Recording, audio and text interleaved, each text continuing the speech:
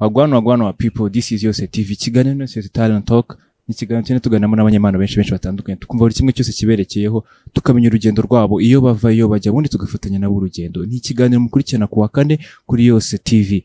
Nkibutse utarakora subscribe, banza ukore subscribe kugira ngo ujye ubasha kubona inkuru n'ibiganiro byacu gatanu kuri gatanu kama kawaida. And of course, my name is retired couple de Jabo, the number one TV presenter ku isi ni Muhanga. L'homme sage, l'homme honnête, le travail sans frontières, la moxasine des amours, the real monster, the real predator, njye ndi Simba. Nkusaba kudukurikirana, stay tuned.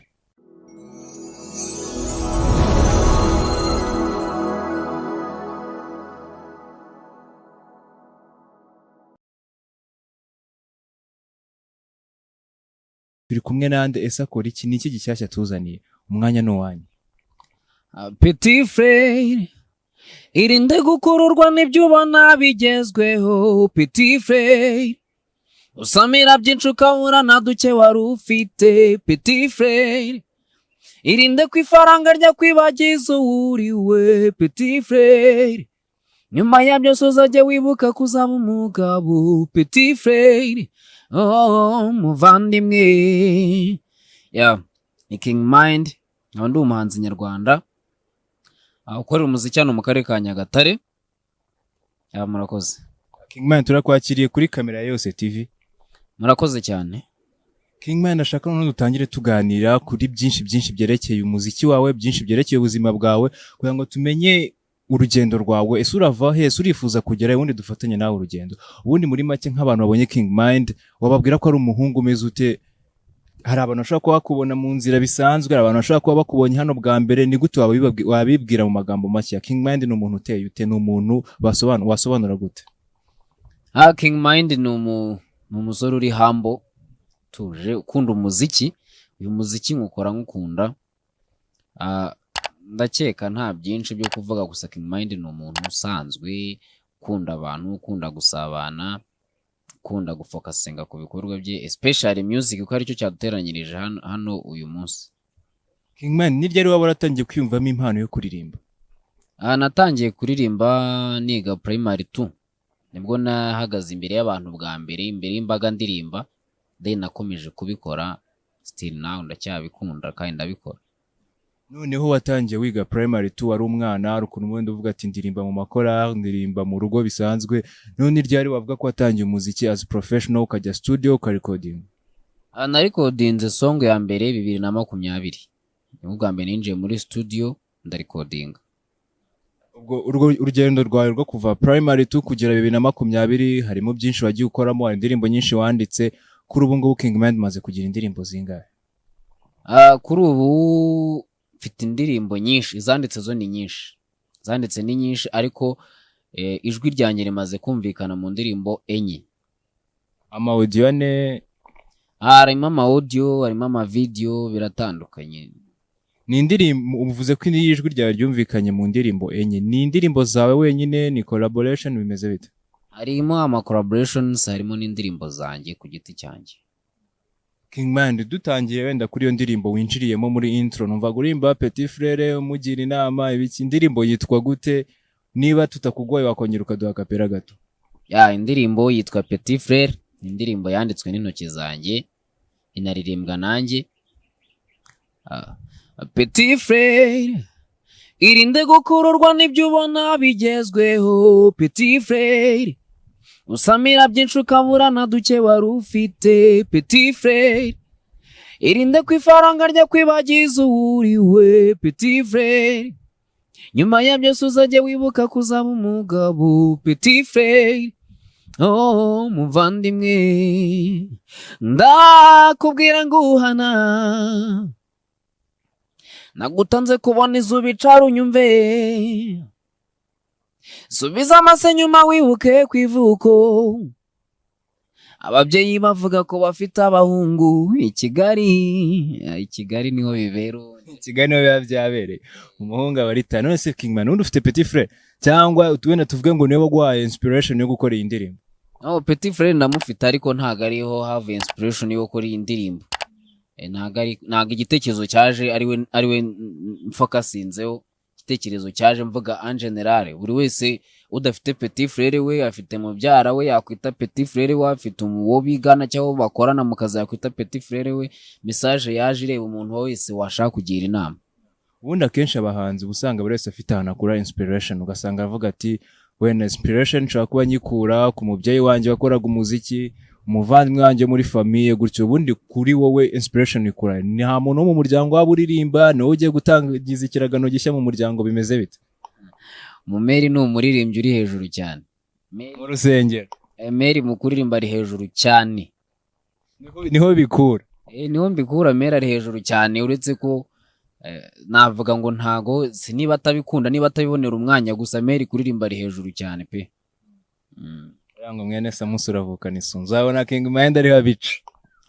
Byashoboka. No King Mind abantu benshi bakunda kwibaza wenda apari y'abaraperi usanga baririmba ibintu bya street, baririmba ibintu by'ubuzima. Abantu nkamwe muririmba R&B usanga baririmba ibintu by'inkundo, baririmba ibintu nk'ibyo ngibyo nyine byo kugirana inama. Usanga avuga ati target market yanjye wenda ni urubyiruko, target market yanjye ni abantu bakundana. Iyo ugiye kureba ibihangano byawe kuri aka kanya wavuga yuko ukora target market yawe ari iyihe? Ese hari indirimbo z'urukundo waba ufite uvuga ati ndatargetinga abantu bari mu rukundo, abantu bihebye nshaka kugira inama? Wowe ugiye gukora indirimbo ukarecordinga, target market yawe bari iyihe? Ni target market yanjye ni isi. Apart from Rwanda mvukamo, apart from Nyagatare mvukamo, target yanjye ni isi. Wumvise nk'indirimbo Petit Frere, iyi message arareba umuntu wari wese. Hari umusaza afite murumuna we, afite abana be yabwira, ari nkanjye, ari urubyiruko, ari umwana muto. Target market yanjye ni isi. Vango indirimbo z'urukundo ndazifite, indirimbo zo kugira inama ndazifite, byose hose mba ndi. Iyo ngiye kwandika ndeba ikintu gishobora gufasha societe muri rusange, nkamenya ngo aba bari muri iki gihe nabafasha gutya, aba bari muri iki gihe nabafasha gutyo. Ni gutyo nandika ngewe. Hari ubwo wenda ari wakora performance nk'ahantu umuntu akakubwira ati nishimiye indirimbo yawe, uburyo yanditse, uburyo recordinze, uburyo yaririmbye, byari byakuba ku buryo nyine ubona ko abyishimiye cyane? Ahubwo nibyo bimbaho gusa, n'abangavu bakabikubwira. nibyo bimbaho gusa pe. King Mind, ndabizi neza ko muri no industry turimo abantu muri R&B nimwe abantu murya ba ibyo yenda simbizi, ariko icyo nzi nuko iyo nkoze ikintu akenshi mbona abantu bacyappreciatinga. That's why nkomeza gupushinga nkavuga ni ibi bintu bishobora kuzavamo ibyanyabyo, kubera ko abantu barabyaappreciatinga. Aho nkoze show, aho nkoze interview, hose nyine numva baappreciatinga, nkumva ko ibintu bizakundana. Ibyo bindi ntabwo byabura. Oya nje ntago mbizi. Munyimyamakuru na King Mind, ndashaka nkubaze none mu rugendo rwawe rw'umuziki umazemo igihe kinini, nihe stage waba waravuze, waba warageze ukavuga ati cyakoze ahanga ngize icyizere cy'umuziki wanjye mu bihe biri imbere?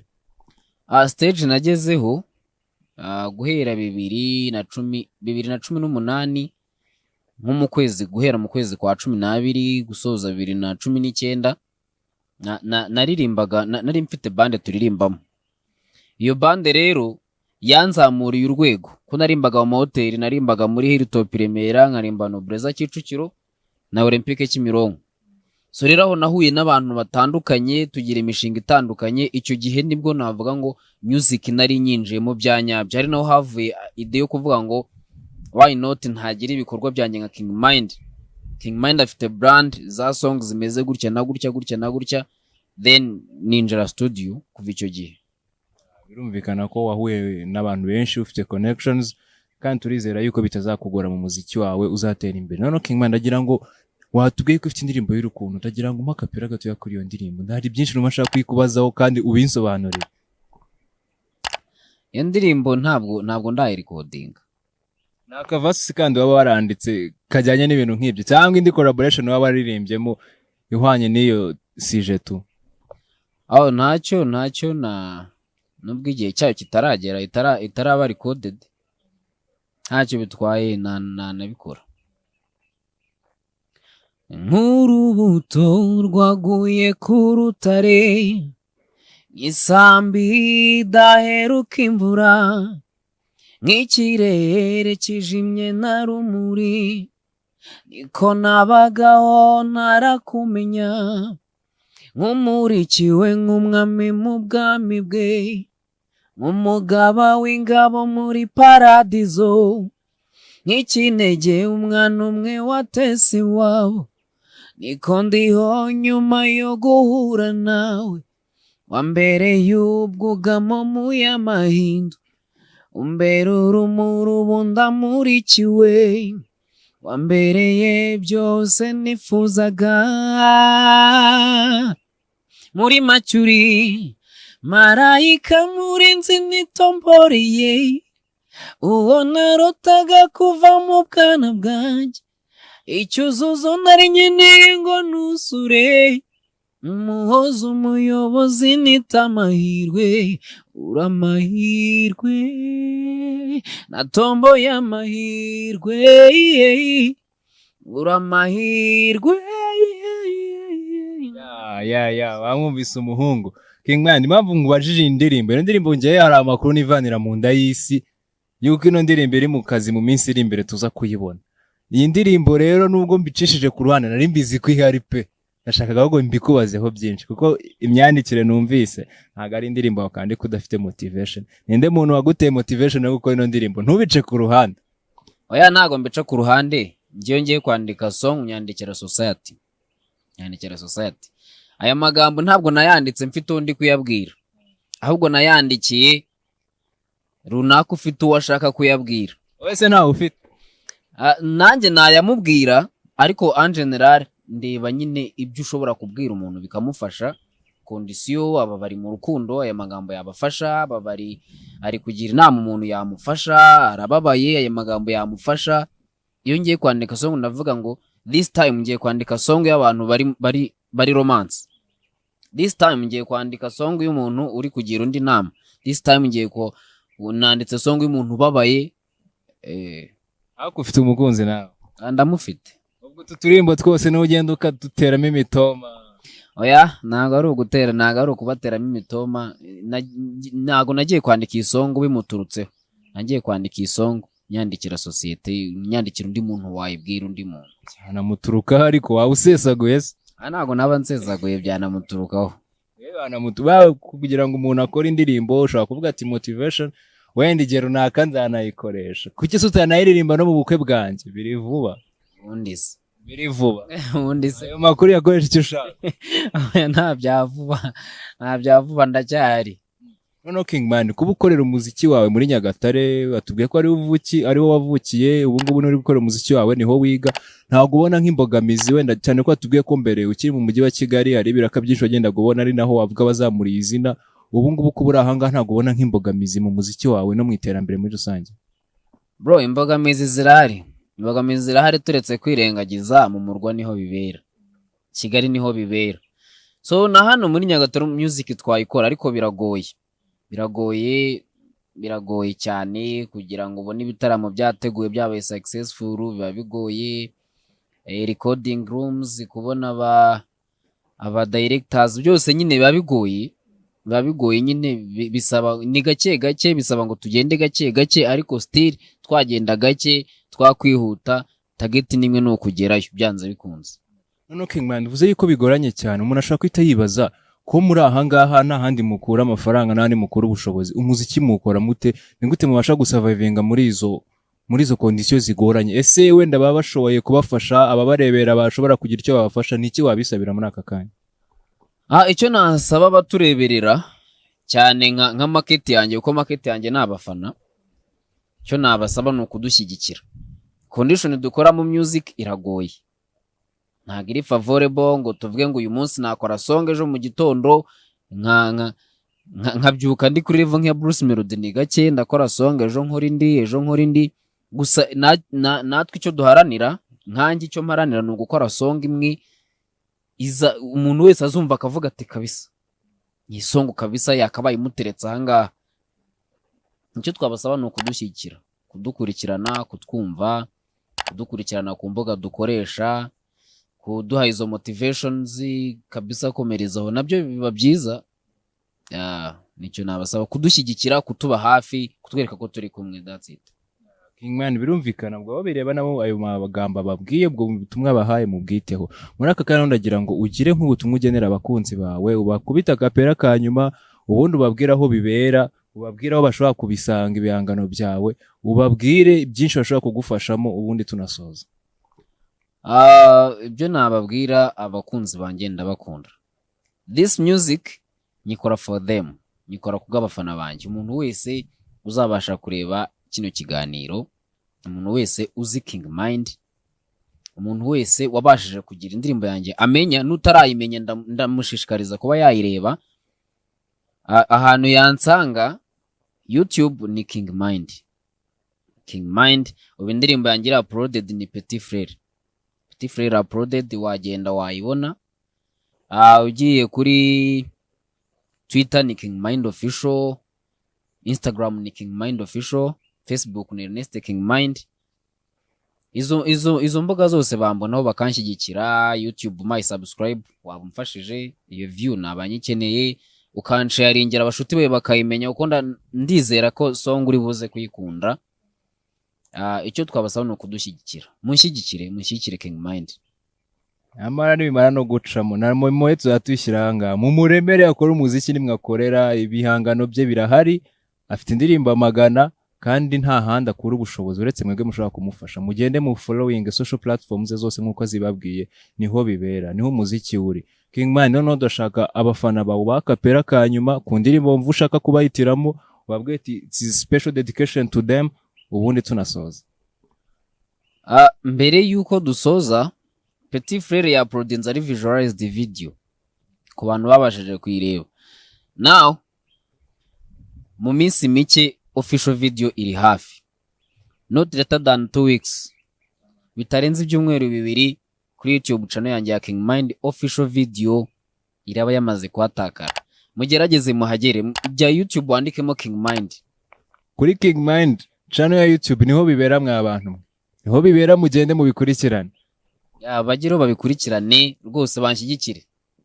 None duhe akapera ya nyuma dusezera abakunzi bacu. Akapera ubu muri iyi minsi indirimbo mparaye ntashobora kuryama ntumvise, nifuza ko n'undi muntu wese yataryama atayumvise, ni Petit Frere. That's why ndongera nkubita akapera kuri Petit Frere. Abo nshaka kwita nkubaza, uririmba indirimbo zawe wenyine cyangwa zawe zonyine, cyangwa hari n'izindi ushobora z'abandi bantu ushobora kuba wagerageza ukaba wazitaramira abantu mu gihe bibaye ngombwa?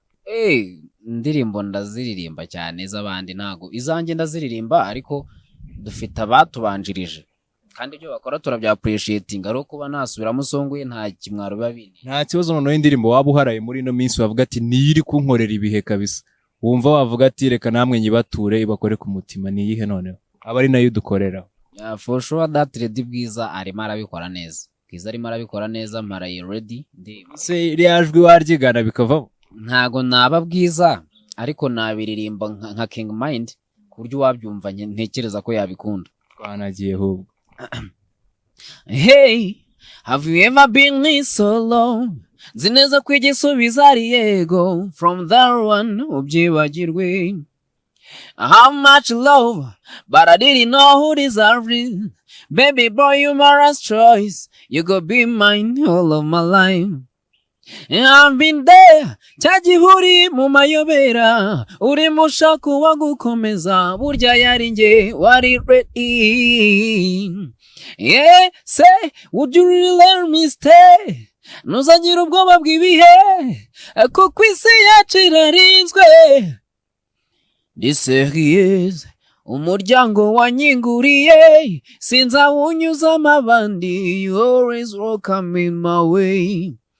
I'm ready, ready, ready, hey, ready, and I know you ready, yeah, ready, ready, ready, yeah, man. King Mind is ready, yeah. Man, nanjye urumva ko byavamo. King Man, turagushimiye cyane wakoze kwitabira, twizeye ko n'umubutaha nitugukenera uzabasha kuboneka. Murakoze cyane bantu banjye, bafana banjye.